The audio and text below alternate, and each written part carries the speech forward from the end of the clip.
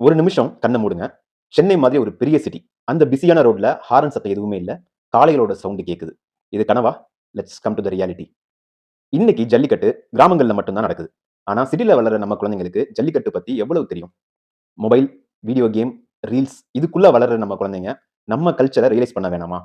அதனால தான் சிட்டில ஜல்லிக்கட்ட காட்சியா, அதாவது விசுவலைசேஷன் இல்ல எக்ஸிபிஷன் இல்ல ஒரு டிஜிட்டல் எக்ஸ்பீரியன்ஸா கொண்டு வர்றது ரொம்ப ரொம்ப முக்கியம். சிட்டில ஜல்லிக்கட்ட காமிக்கிறதுனால குழந்தைங்க நம்ம கல்ச்சர புரிஞ்சுக்குவாங்க. நாட்டு மாடுகளோட இம்பார்ட்டன்ஸ் தெரியும். விவசாயம் நம்ம வாழ்க்கையோட எப்படி கனெக்ட் ஆகியிருக்குன்றதையும் உணருவாங்க.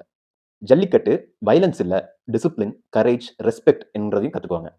பிராக்டிகலா இது ஃபீசிபிள் இல்லன்னா, லைவ் ஜல்லிக்கட்டா இல்லாம 3டி visuals, VR experience, short films, photo exhibitions மூலமா சிட்டிக்கு கொண்டு வரலாம். ஒரு சின்ன ஆசை தான். ஒரு குழந்தை அம்மா, அப்பா கிட்ட கேட்கணும். இந்த காளை ஏன் இவ்வளோ முக்கியம்னு. அப்போ நாம பெருமையா பதில் சொல்லணும். ஜல்லிக்கட்டு இது வெறும் விளையாட்டு இல்ல. இது நம்ம தமிழோட அடையாளம். நம்ம விவசாயத்தோட உயிர். நம்ம பாரம்பரியத்தோட சின்னம்னு. ஜல்லிக்கட்டு கிராமங்களுக்கு மட்டுமே சொந்தம்னு நினைக்காதீங்க. அது ஒவ்வொரு தமிழனுக்கும் சொந்தம். சிட்டில ஜல்லிக்கட்ட காமிக்கிறோம்னா, நம்ம கல்ச்சர ஃபியூச்சர் ஜெனரேஷனுக்கு கொண்டு போறோம்னு அர்த்தம்.